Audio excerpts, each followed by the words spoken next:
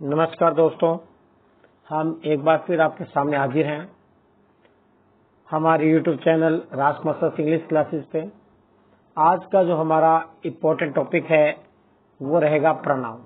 अब तक हमने नाउन को आइडेंटिफाई करने के लिए काफी मशक्कत की है और सब्जेक्ट के रूप में जो मेन सब्जेक्ट होता है उसमें नाउन और प्रोनाउन के रूप में चीजें आती हैं। तो नाउन के लिए तो हमने डिटरमिनर्स कर लिए, नाउन कर लिए, नंबर कर लिए, जेंडर कर लिए और एक से ज्यादा नाउन अगर सेंटेंस में है तो उनको जोड़ने के लिए प्रेपोजिशन का प्रयोग कर लिया। यहाँ पर आपको मैं अपने व्हाट्सएप नंबर दे रहा हूँ, कोई क्वेरीज हो तो आप इससे संपर्क कर सकते हैं। ये हमारा यूट्यूब चैनल है राज मास्टर्स इंग्लिश क्लासेस। चलिए बच्चों आगे बढ़ते बिना समय गवाए, है ना। तो याद रहे बच्चों, प्रोनाउन शब्द का ओरिजिन के ऊपर बात करते हैं पहले कि प्रोनाउन का ओरिजिन कहाँ से हुआ। जब आप ओरिजिन शब्द की बात करें तो ओरिजिन की बात करेंगे तो प्रोनाउन से जो शब्द है वो लेट मिडिल इंग्लिश है, मध्यकाल में अंग्रेजी में जो शब्द यूज था ये दो शब्द थे। एक शब्द था प्रो, दो शब्द से मिलकर ना प्रो प्लस नाउन। प्रो का मतलब जो है वो होता है ऑन बिहाफ ऑफ, और नाउन का मतलब आप समझते हैं संज्ञा, नेम। और फ्रेंच में इसको हम प्रोनोम बोलते थे। नोम का मतलब मैंने कल बताया था आपको, नोम को हम क्या बोलते हैं, नेम बोलते हैं। और लैटिन में प्रोनोमेन, नोमेन का भी आइडेंटिफाई कर दिया कि जो नाउन शब्द है वो नोमेन से लिया गया जिसका ना अर्थ क्या होता है, नेम होता है। तो प्रो का मतलब ऑन बिहाफ ऑफ या इन प्लेस ऑफ, इसका क्या रहेगा। तो इसकी सिंपल परिभाषा क्या बनेगी, the word is used in place of noun is called pronoun. यानी कि एक शब्द जो संज्ञा के स्थान पर प्रयुक्त किया जाएगा उसको प्रोनाउन कहते हैं। लेकिन मेरे लिए इतना सेटिस्फाइड करने वाली चीज नहीं है, मेरे लिए इतना। मैं आपको इसका थोड़ा आगे और चलूंगा, क्योंकि मैं कई बार दुखी होता हूँ जब मैं क्लास के अंदर जाता हूँ, जब बच्चों को पढ़ाता हूँ ना, तो मैं अक्सर उनको कहते सुनता हूँ सर आज प्रोनाउन करा दो। अरे बच्चों, आप इसका प्रोनाउंसिएशन ही गलत करते हैं। क्योंकि प्रोनाउंसिएशन शब्द को भी आप गलत पढ़ते, प्रोनाउंसिएशन होता है। अरे नहीं बच्चों, ये प्रोनाउंसिएशन होता है और प्रोनाउन नहीं होता, ये प्रोनाउन होता है। तो ये क्योंकि टू सिलेबल वर्ड है, ध्यान रखना है इसको, है ना। अब प्रो प्लस नाउन को हम थोड़ा सा आइडेंटिफिकेशन कर लेते हैं इसका। प्रो का अर्थ मेरे लिए जो है वो इन प्लेस ऑफ या हम in on the behalf of या इंस्टेड ऑफ नहीं है। मेरे लिए प्रो का मतलब है इन स्पॉट ऑफ या फॉर, जिसका अर्थ है कि प्रो नाउन का अर्थ क्या हो जाएगा, इन स्पॉट ऑफ नाउन या इन स्पॉट फॉर नाउन। आजकल काफी ये शब्द प्रचलित है, फॉर कबड्डी, प्रो हिंदू, है ना, प्रो कंट्री साइड जैसे। तो one who is in spot of kabaddi, pro kabaddi होगा वो, यानी कि जो कबड्डी का सपोर्ट करते हो प्रो कबड्डी कहलाएंगे, है ना। जो प्रोनाउन का उसी प्रकार से जो लोग हिंदू तो का समर्थक करते हो प्रो हिंदू कहलाएंगे, है ना। जो गांव का समर्थक करते हो प्रो कंट्री साइड कहलाएंगे। So the definition of pronoun is the sound of word which you use in spot of noun या नेम और for name is called pronoun. वही सिंपल सी भाषा है, संज्ञा के स्थान पर प्रयुक्त होने वाले शब्द क्या कहलाते हैं, प्रोनाउन कहलाते हैं। तो बच्चों एक चीज और ध्यान रखना, यहाँ पर जो आपने स्टार्टिंग से एक चार्ट पढ़ा है काफी, कौन सा, प्रोनाउन चार्ट। आप इसकी काफी चर्चा होती है। प्रोनाउन चार्ट अगर आपने पढ़ा होगा तो उसमें अक्सर आप लोग पाते होंगे फर्स्ट पर्सन, सेकंड पर्सन और थर्ड पर्सन, है ना।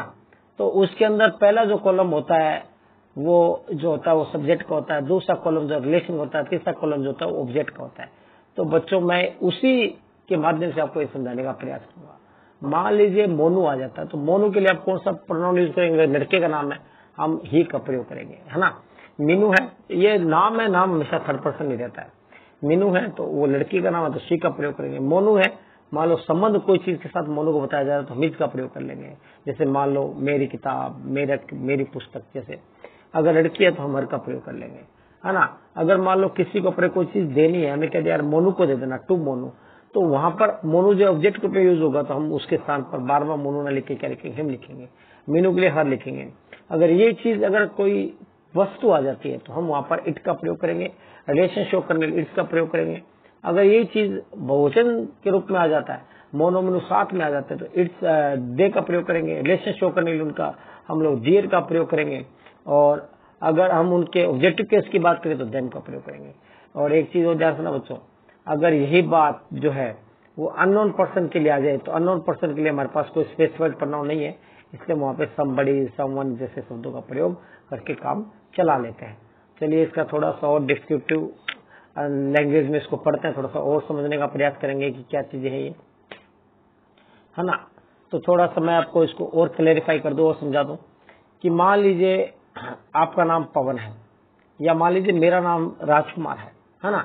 तो मैं अपना अगर आपको परिचय दूं कि माय नेम इज राजकुमार, है ना, Rajkumar is a good person, Rajkumar is a teacher, Rajkumar, तो बार बार राजकुमार करूंगा तो आपको अजीब सा लगेगा, है ना। तो मैं राजकुमार बार बार ना बोले, पहली बार राजकुमार बोला, उसके बाद मैंने अपने लिए किसका यूज करना शुरू कर दिया, आई। ये आई जो शब्द है वही क्या है, प्रोनाउन है बच्चों। तो मैंने एग्जाम्पल आपके लिए लिखा है, यहाँ पे पढ़ लीजिए। सपोज योर नेम इज पवन, मान लीजिए आपका नाम पवन है, देन व्हाइल स्पीकिंग और writing instead of using Pawan Pawan again and again you use the word I. अब मान लो आपका नाम पवन है, आप बार बार पवन का नाम थोड़ी लिखेंगे, अपना नाम बार बार थोड़ी लिखेंगे, तो आप आई का प्रयोग करेंगे उसके स्थान पर बार बार पवन लिखने के बजाय। तो आई शब्द जो है प्रोनाउन है ना। मान लीजिए एज ए टीचर है, I don't know your name, मुझे आपके नाम के बारे में पता नहीं है, तो मैं यू शब्द बार बार प्रयोग करूंगा। तो बच्चों जो यू है ना, मान लीजिए है ना, यू है वो भी क्या है, एक प्रोनाउन है। और यू के लिए अब मैंने आप टीचर पूछा कि मुझे नाम नहीं, तो मैंने आप नाम पूछ लिया, तो आप कहेंगे my name is Ram, but I can't use Ram Ram again, लेकिन आप बार बार राम का प्रयोग तो नहीं कर सकते, इसलिए आप किसका प्रयोग करोगे, आई का प्रयोग करोगे। तो आई क्या है यहाँ पे, प्रोनाउन है ना। अप टू हियर यहाँ तक आप समझ गए होंगे कि I, we, you, they, he, she, it, ये सब क्या है, प्रोनाउन शब्द कहलाएंगे। ये मैंने फर्स्ट क्लास में भी आपको बताया था।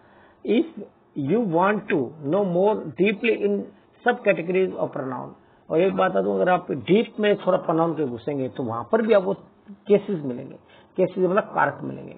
तो पहला जो कारक है वो नॉमिनेटिव कहलाएगा, यानी कि जो आपका I, we, you, he, she, it, they, ये जो आप यूज करते हैं, है ना, सब्जेक्ट प्रोनाउन चार्ट का, तो ये सारे नॉमिनेटिव केस कहलाता है। क्या कहलाता है, नॉमिनेटिव केस। तो आप ये बात यहां तक समझ गए होंगे, और डीप में जाएंगे तो क्योंकि ये क्या है, एक्चुअल में क्या है, परफेक्ट या डायरेक्ट सब्स्टिट्यूट है किसके, नेम्स के। अब आपको दूसरे स्टेप की तरफ बढ़ते हैं। अगर हम दूसरे स्टेप की तरफ आगे बढ़ते हैं तो हम ये पाएंगे कि वहां पर हम लोग रिलेशन पाएंगे, माई, माइन, आवर्स, है ना, योर्स, ये जैसे हम क्या पाएंगे वहां पर हम लोग ये सब्स्टिट्यूट्स पाएंगे। तो किसके स्थान पर, संबंध के स्थान पर। जब आप संबंध के स्थान पर सब्स्टिट्यूट पाएंगे, रिलेशन के नाम पर कोई भी रिलेशन शो करने के लिए संबंध, है ना, रिलेशन के नाम पर, तो वो जो शब्द कहलाएंगे वो पोजेशन होगा, किसी चीज अधिकार होगा, तो हम उसको क्या बोलेंगे, पजेसिव केस बोलेंगे। क्या बोलेंगे बच्चों, जैसे my home, my house, our house, their home, ये शब्द अक्सर इसमें यूज किए जाते हैं बच्चों, है ना। These, my, their, his, her, your, its, it, ये सब क्या शो करते हैं, पोजेशन मैंने भी बताया, तो इनको पजेसिव प्रोनाउन कहा जाएगा बच्चों, है ना। आगे भी बढ़ते कदम और आगे लेते हैं। तो कई बार हम पाते हैं कि we should keep one thing more in our mind, that these are called possessive adjective also. हम इनको एडजेक्टिव भी कहते हैं क्योंकि नाउन की विशेषता भी बतलाते हैं बच्चों, इसलिए हम इनको क्या बोलेंगे, इनको हम एडजेक्टिव भी, प्रोनाउन है बोल के हम इनको एडजेक्टिव प्रोनाउन भी बोल सकते हैं बच्चों, पजेसिव एडजेक्टिव भी बोल सकते हैं हम इनको, है ना। ये चीज आगे ध्यान रखेंगे। चलिए कदम और आगे बढ़ते हैं।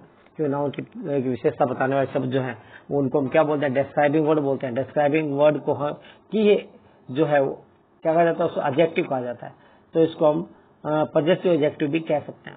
अगले स्टेप में बढ़ते हैं। तो पहला जो शब्द था वो सब्जेक्ट वाली जो लाइन थी उसको हमने नॉमिनेटिव बोल दिया, रिलेशन वाली लाइन थी हमने उसको पजेसिव केस बोल दिया। तीसरा जो लाइन बचता है इसके अंदर, तीसरा जो लाइन होगा उसको हम क्या बोलते हैं बच्चों, उसको हम लोग ऑब्जेक्टिव बोलते हैं, ऑब्जेक्ट बोलते हैं। ऑब्जेक्ट ग्रुप में आई का जो है वो मी हो जाता है, वी का इसमें अस हो जाता है ना, यू का इसमें यू ही रहेगा, ही का इसमें हिम हो जाता है। तो ये शब्द जो है वो ऑब्जेक्ट कहलाते हैं। तो ऑब्जेक्ट के रूप में अगर यूज होगा सिंपल सेंटेंस के अंदर तो हम इसको क्या बोलेंगे, ऑब्जेक्टिव केस बोलेंगे। उसको क्या बोलेंगे, हम इसको ऑब्जेक्टिव केस बोलेंगे, है ना। जैसे सी हेल्प में, तो मी यहाँ पर ऑब्जेक्ट है, दे टॉट हिम, तो हिम यहाँ पर क्या है, ऑब्जेक्ट है। शी जो है यहाँ पर नॉमिनेटिव केस है, दे यहाँ पर नॉमिनेटिव केस है, लेकिन ये हिम, मी और हिम जो है वो क्या है, ऑब्जेक्टिव केस है। तो जनरली ये यहाँ तक तो चलो हमें समझ आएगा। अब थोड़ा इट को लेकर थोड़ा डिस्कशन ले लेते हैं। तो बच्चों एक बात है ध्यान रखना, इट जो है वो आप लोगों ने अब तक यही सुना होगा कि हम इट का जो प्रयोग है जानवरों के लिए और इनके लिए प्रयोग करते हैं, लेकिन मैं थोड़ा सा आपको क्लैरिफाई कर दूं कि हम इट का प्रयोग केवल जानवरों के लिए नहीं करते। हम इट का जो प्रयोग है वो हम कॉन्क्रीट जो आपका नाउन है, कॉन्क्रीट जो नाउन है उसका वो पता है कि दो प्रकार के कैटेगरी होते हैं, एक तो कॉन्क्रीट होता है और एक क्या होता है एब्स्ट्रैक्ट होता है। कॉन्क्रीट के अंदर आपके नाउन के 4 प्रकार आ जाते हैं, है ना। तो उसी के अंदर जो मटेरियल नाउन भी आ जाता है ना, विजिबल जिसको आप कहते हैं, विजिबल के अंदर जिनको हम छू सकते हैं, है ना। तो वहां पर आप एक चीज देखेंगे कि जो आपका जो इट है, इट को हम मटेरियल नाउन के रूप में प्रयोग कर लेते हैं, है ना। इट को हम एब्स्ट्रैक्ट नाउन के रूप में भी प्रयोग कर लेते हैं। और एक चीज आपको और बता दूं मैं यहाँ पे कि इट का प्रयोग बता दिया वस्तु को जानने के लिए होगा। एक चीज और बता दूं कि इट का प्रयोग हम लोग जो है वो जेंडर में भी करते हैं, जो आपका कॉमन जेंडर उभयलिंग जिसको बोलते हैं उसके लिए, और जो लास्ट वाला जो इसमें रहता है न्यूटर के लिए भी हम इसका इट का प्रयोग करते हैं। इट का प्रयोग हम लोग जो कॉमन में कब करेंगे, जब हमें ये पता चलेगी जो सेक्स है वो लड़का है लड़की है, जैसे स्टूडेंट्स हैं, है ना। जैसे आप देखते हैं कि आगे अगर चलते हैं तो वहां पर हमें स्टूडेंट्स में बेबी शब्द है ना, इनके अंदर हमें पता नहीं चलता कि ये मेल है कि फीमेल है। तो वहां पर जब जेंडर आइडेंटिफिकेशन में प्रॉब्लम होती है तो उसको कॉमन जेंडर कहा जाता है। कॉमन जेंडर के लिए हम किसका प्रयोग करते हैं बच्चों, कॉमन जेंडर के लिए भी हम इसका प्रयोग करते हैं। और एब्स्ट्रैक्ट जो आपका लास्ट वाला जो रहता है न्यूट्रल जेंडर, जिसके अंदर एब्स्ट्रैक्ट जिसके अंदर जीव वस्तुएं आती हैं, जिसमें टेबल, बुक, ट्री, इंसेक्ट वगैरह जो आते हैं उसके लिए हम इसका प्रयोग करते हैं। और कई बार टाइम, वेदर और डिस्टेंस शो करने के लिए भी इट का प्रयोग करते हैं। जाके पूछते हैं आज क्या वार है, तो इट इज संडे टुडे, आप ये शब्द बोलेंगे, अरे मौसम सुहाना है, तो वहां पे मौसम के लिए इट का प्रयोग है, इट इज प्लीजेंट वेदर। तो ये इट का प्रयोग टाइम के लिए, क्या घड़ी में क्या बजे है, it is 9 o'clock by my watch, तो घड़ी में समय बताने के लिए इट का प्रयोग करते हैं। तो ये टाइम के लिए, वेदर के लिए और दूरी बताने के लिए भी हम किसका प्रयोग करते हैं बच्चों, याद रहे, दूरी, टाइम और वेदर के लिए जो वाक्य बनते हैं उनको लिए भी हम किसका प्रयोग करते हैं, हम इट का ही प्रयोग करते हैं। चलिए आगे बढ़ते हैं बच्चों। अब इसके थोड़े प्रकारों को डेस्क्रिप्टिव लैंग्वेज में समझते चलते हैं। पहला जो इसमें आता है वो पर्सनल प्रोनाउन आता है बच्चों। पर्सनल प्रोनाउन पुरुषवाचक बोलते हैं। इसमें जो पर्सनल में आएंगे वो हमारा जो आपका प्रथम पुरुष है ना। प्रथम पुरुष के अंदर जो आप होता है, यानी कि कह सकते हैं कि जो आप प्रोनाउन चार्ट है, प्रोनाउन चार्ट जो है वो सारा किस में आता है, पर्सनल प्रोनाउन में आता है। तो the pronoun I, mine, me, we, our, us, है ना, जो पर्सन के लिए आते हैं, व्यक्ति के लिए खड़े रहते हैं, जिनका प्रयोग हम केवल व्यक्ति के लिए, पर्सनल कहलाते हैं। पर्सनल तो व्यक्ति के लिए यूज होगा, है ना, उसको पुरुषवाचक बोला जाएगा। तो पर्सनल प्रोनाउन मतलब व्यक्ति के लिए। तो वहां पर फर्स्ट पर्सन अगर होगा आई और वी जैसे, तो वहां पर हम इसको क्या बोलते हैं, उसके लिए हम किसका प्रयोग करेंगे, पर्सनल प्रोनाउन का प्रयोग करेंगे फर्स्ट पर्सन के रूप में। अगर मान लीजिए यू आता है तो उसको सेकंड पर्सन बोल देते हैं, जैसे you are a good boy, है ना, आई रिस्पेक्ट यू। तो यू जो शब्द है जो मैंने रेड जी किया हुआ है आपके लिए, ये कहलाएगा सेकंड पर्सन।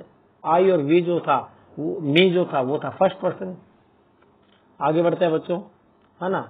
इसके बाद जो आपके प्रोनाउन है his, he, him, she, her, they, theirs, them, ये जो है ये हमेशा थर्ड पर्सन के लिए खड़े रहता है, तो इनको थर्ड पर्सन कहा जाता है। तो ये जो आपके प्रोनाउन चार्ट है, ये जो भी इसमें आई, माइन, मी, वी और us, you, your, you, he, she, it, she, her, है ना, its, it, they, their, them, जो ही आते हैं प्रोनाउन, इनको हम क्या बोलते हैं, पर्सनल प्रोनाउन आते हैं, इनको पर्सनल प्रोनाउन कहा जाता है बच्चों। चलिए आगे बढ़ते हैं। इसके बाद आता है बच्चों दूसरा जो आता है रिफ्लेक्सिव प्रोनाउन। रिफ्लेक्सिव को हम निजवाचक सर्वनाम बोलते हैं बच्चों। क्या बोलते हैं, निजवाचक। निजवाचक जिसमें अपन तो दिखे थोड़ा सा, है ना। तो निज का मतलब कह सकते हैं कि जिसमें हम अपने आप की बात करें, यानी कि सिंपल भाषा में सेल्फ या बहुवचन सेल्फ की बात करें, है ना। तो इनको हम कह सकते हैं कि इसका सीधा प्रभाव जो है किसको पड़ता है, कि कर्ता के द्वारा किए गए कार्य का जो प्रभाव है कर्ता पर ही रहता है है ना, कर्ता पर ही पड़ता है, स्वयं पर ही पड़ता है, तो वहां पर हम उसको रिफ्लेक्सिव प्रोनाउन कहते हैं, निजवाचक सर्वनाम बोलते हैं। हम इसको सेल्फ या सेल्फ के द्वारा ही शो करते हैं। जैसे बच्चों आप देख पा रहे हैं यहाँ पे, है ना, आप जैसे यहाँ पर देख भी पा रहे हैं कि यहाँ पर मैंने आई बट माई सेल्फ, तो आई के लिए मैंने आई है तो मैंने किसका प्रयोग कर लिया, माई सेल्फ का प्रयोग कर लिया। कर्ता अगर ही है तो हिमसेल्फ का प्रयोग कर लिया। दे द डॉग है, डॉग जानवर हो गया, तो हम इसके लिए इट का प्रयोग करते हैं। तो सेल्फ के रूप में मैंने यहाँ पे इसको शो किया। तो स्वयं की जब मैं बात करूंगा तो वहां पर हम किसकी बात करेंगे, रिफ्लेक्सिव प्रोनाउन की बात करेंगे। रिफ्लेक्सिव का ही एक अगला पार्ट है एम्फेटिक प्रोनाउन, जिसको एम्फेसाइजिंग प्रोनाउन भी हम बोलते हैं, जिसको बोलते हैं दृढ़ता पूर्व सूचक सर्वनाम, यानी कोई बात को जोर देकर कहना है। तो ये भी रिफ्लेक्सिव का ही पार्ट, रिफ्लेक्सिव और एम्फेटिक में अंतर है, उसमें जोर देकर उससे सामान्यतः कोई बात कही जाएगी, इसमें जोर देकर कि आई माई सेल्फ, मैंने स्वयं, her singing in at her work, मैंने स्वयं वहां पर गीत गाते कहा। तो यहाँ पर जोर देकर मैं बात को कह रहा हूँ। जब मैं जोर देकर कहूंगा तो एम्फेटिक प्रोनाउन को मैं सीधा जो आपका कर्ता है, कर्ता के तुरंत बाद इस्तेमाल करूंगा, बाद में इस्तेमाल करूंगा, तो नेचुरल सी बात है कि ये क्या कहलाएगा, एम्फेटिक प्रोनाउन कहलाएगा, है ना। चलिए आगे चलते हैं। इसका अगला जो प्रकार है तीसरा, उसको बोला डेमोन्स्ट्रेटिव। डेमोन्स्ट्रेटिव का मतलब है संकेतवाचक, यानी का जैसे मान लीजिए कोई दो, यहाँ पे दो वस्तु है ना, यहाँ पे वस्तुएं पड़ी हैं, तो अगर मैं यहाँ पर खड़ा हूं और कुछ वस्तुएं यहाँ पड़ी है ना, तो वही बात है कि अगर मान लो मेरे पास एक ही चीज पड़ी है तो मैं कहूँ दिस इज बुक, और दूर पड़े तो बोलूंगा दैट इज बुक। ये संकेत जो हम कर रहे हैं इसको ही डेमोन्स्ट्रेटिव प्रोनाउन कहा जाता है। तो एक वचन के लिए दिस का प्रयोग होता है और बहुवचन के लिए दीज का प्रयोग होता है। उसी प्रकार से एक वचन में दैट का प्रयोग होता है और बहुवचन के लिए दोज का प्रयोग होता है। बात नजदीक और दूर की है, संकेतों की बात है ना। तो a word is called demonstrative when it is spoken with force. जब ये जोर देकर किसी बात को पॉइंट आउट करने के लिए कही जाती है उसको हम क्या बोलते हैं, डेमोन्स्ट्रेटिव बोलते हैं। यानी कि दिस दैट दीज दोज का प्रयोग उन व्यक्ति वस्तुओं के लिए क्यों संकेत जिस स्थान पर इनका प्रयोग होता है ना बच्चों। तो जैसे this is a present from my sister, अब मैं नजदीक पड़ी थी, ये प्रेजेंट मुझे मेरी बहन ने दिया है। दीज आर मेड एक्सक्यूज, ये तो मात्र बहाने हैं, है ना। जो बात गया दीज, नहीं ये तो बहाने हैं और कुछ नहीं है, बहुवचन आ गया, दीज का प्रयोग कर लेंगे। Both books are good, this is better than that, है ना। किताबें हैं, किताबें पढ़ी हैं वहां पे, तो कह किताबें सेट करेंगे, ये इससे थोड़ा सा बेहतर है। नजदीक होगी तो दिस का प्रयोग करेंगे, है ना। बाकी दूर होगी तो दिस का प्रयोग करेंगे, नजदीक होगी तो दैट का प्रयोग करेंगे, दूर होगी तो दोज का प्रयोग करेंगे। चलिए बच्चों आगे हम इसके तीसरे प्रकार की तरफ बढ़ते हैं। तीसरा जो प्रकार, चौथा प्रकार जो है इसका, वह है इनफाइनाइट, जिसको आप इंडेफिनिट प्रोनाउन बोलते हैं, अनिश्चयवाचक सर्वनाम भी बोलते हैं। A word is used, a word is called infinite pronoun when we don't we are not sure about exact person or exact number, कि वहां पे कितने लोग हैं उसकी सही से संख्या के बारे में नहीं था, तो अनिश्चित की स्थिति रहती है उसको हम अनिश्चयवाचक सर्वनाम भी बोलते हैं। जहाँ पे कुछ निश्चित होती, तो कुछ निश्चित होती है उसको हम, उसके लिए हम कौन कौन से शब्दों का प्रयोग करते हैं, कौन कौन से हमारे पास इंडेफिनिट प्रोनाउन है, आपको पता होना चाहिए, याद रखना इस चीज को। समबडी है, समवन है, ऑल है, मच है, एनीवन है, एनीथिंग है, समथिंग है, बोथ है, वन है, ये सारे सारे जो है वो इंडेफिनिट प्रोनाउंस हैं। इनका प्रयोग करेंगे तो सीधा पहचान जाएंगे कि इंडेफिनिट प्रोनाउन है। यहाँ पर निश्चित कोई चीज, ना तो संख्या निश्चित होगी ना मात्रा निश्चित होगी, है ना। अगला पार्ट इसका देखते हैं। अगला पार्ट है इसका जो है वो रिलेटिव प्रोनाउन। रिलेटिव मतलब संबंध कारक, संबंधवाचक।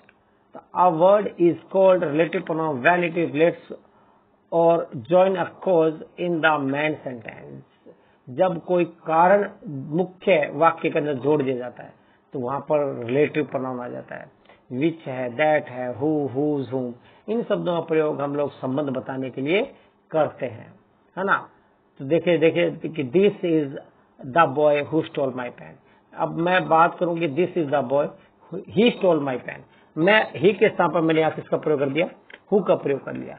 तो हु जो शब्द है वो क्या है बच्चों, यहाँ पर आप समझ जाएंगे कि वो रिलेटिव प्रोनाउन है क्योंकि व्यक्ति के लिए है। तो ध्यान है बच्चों, हु का प्रयोग किसके लिए प्रयोग किया हमने, व्यक्ति के लिए प्रयोग किया, है ना। किसके लिए, व्यक्ति के लिए।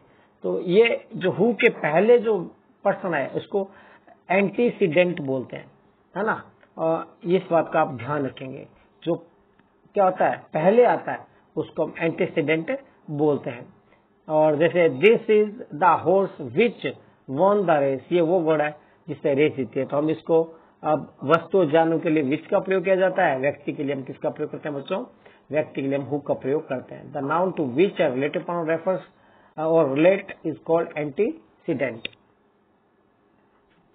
है ना। आगे अगले पार्ट में जो चलते हैं तो छठे पे, छठा है इंटरोगेटिव प्रोनाउन। इंटरोगेटिव प्रश्नवाचक सर्वनाम, इसमें प्रश्न पूछा जाएगा।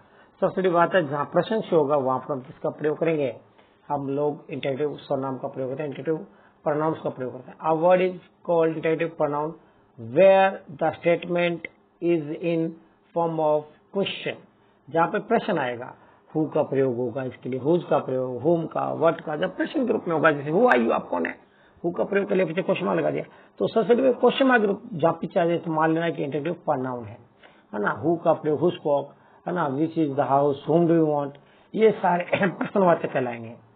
अगला आता है इसमें डिस्ट्रीब्यूटिव, यानी विभाजन, है ना। तो a word is called distribute pronoun when it is used to show distribution, यानी कि जब ये विभाजन शो करेगा, क्या शो करेगा, विभाजन। जब ये विभाजन शो करेगा तो वहां पर हम किसका प्रयोग करते हैं बच्चों, डिस्ट्रीब्यूटिव प्रोनाउन का। विभाजन शो करने के लिए हमारे पास ईच, एवरी, नाइदर, बच्चों आप अच्छे जानते हैं कि हम इन सब का प्रयोग डिटर्मिनर्स के अंदर कर चुके हैं। तो अब आपको ये समझ में आ गया कि ये प्रोनाउन भी है और ये डिटर्मिनर्स है, दोनों भी है ना। तो इसमें ईच, एवरी, आइदर, नाइदर, ये सब डिस्ट्रीब्यूटिव प्रोनाउन कहलाता है, क्योंकि because they show that person और थिंग आर टेकन सिंगली और इन सेपरेट ग्रुप्स। जब इनको या तो अकेले लिया जाएगा या एक अलग दल में इनको लिया जाता है तो दे आर ऑलवेज सिंगुलर। और एक बात है, तो डिस्ट्रीब्यूटिव जो प्रोनाउन होते हैं हमेशा एक वचन ही होते हैं, ये कभी भी बहुवचन नहीं होते हैं बच्चों, हमेशा एक नहीं। एग्जाम्पल देखिए, each of us will get a prize, हम क्या है विल गेट अ शेयर, प्रत्येक को क्या मिलेगा, हिस्सा मिलेगा, इंडिविजुअली मिलता है ना। Either of these two girls, या टू की स्पेलिंग TW होगी, टू गर्ल्स में विन द प्राइज, दोनों में से कोई भी एक। इसमें दो में से जब एक की बात करेंगे तो बच्चों याद रहे हम किसका प्रयोग करेंगे, हम उसका प्रयोग करेंगे, याद रहे बच्चों।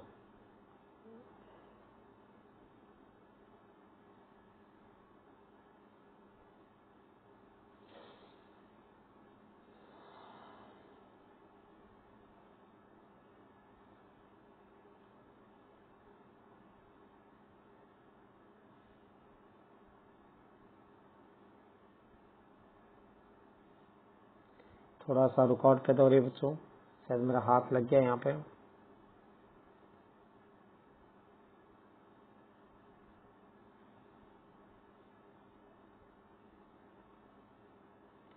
तो हम इसके प्रकारों में थे बच्चों अभी।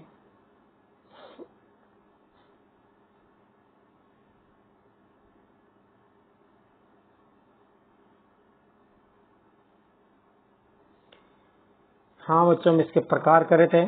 चलिए अगले पेज पे चलते हैं हम लोग। हमने ईच, एवरी, आइदर का प्रयोग कर लिया। आइदर के बारे में आपको बता दिया कि दो में से कोई एक होगी तो वहां पर हम आइदर का प्रयोग करेंगे। लेकिन बच्चों एक बात का ध्यान रखना, जहां पर दोनों में से कोई भी एक भी नहीं होगी वहां पर हम किसका प्रयोग करेंगे, नाइदर का। दो में से एक चॉइस होगी तो आइदर आ जाएगा, दो में से अगर एक भी चॉइस नहीं होगी तो वहां पर हम किसका प्रयोग करेंगे, नाइदर का प्रयोग करते हैं। तो ये जो है वो डिस्ट्रीब्यूटिव प्रोनाउन कहलाते हैं। चलिए बच्चों आगे बढ़ते हैं, एक कदम और आगे बढ़ाते हैं इसकी तरफ, है ना। इसके टाइप में अगला जो टाइप है, वैसे तो मुख्य रूप से 6-7 प्रकार माने जाते हैं, पर मैंने जितने प्रकार के प्रोनाउन यूज किए सारे आपको बता दिए। इसमें लास्ट जो रहेगा इंट्रोडक्टरी और एम्पैथेटिक प्रोनाउन। एम्पैथेटिक मतलब जहाँ पे जो जिसको प्रोनाउन माना ही जाता है ना, तो वो देयर और इट है। जैसे देयर जो है उसको हम इंट्रोडक्टरी या एम्पैथेटिक प्रोनाउन मानते हैं। इट को भी, इट का प्रयोग मैं ऑलरेडी बता चुका है, तो वो इंट्रोडक्टरी रहेगा या एम्पैथेटिक रहेगा। देयर का प्रयोग क्या करते हैं, देयर का प्रयोग स्थान सूचक चीजों के लिए किया जाता है। किसके लिए बच्चों, स्थान सूचक।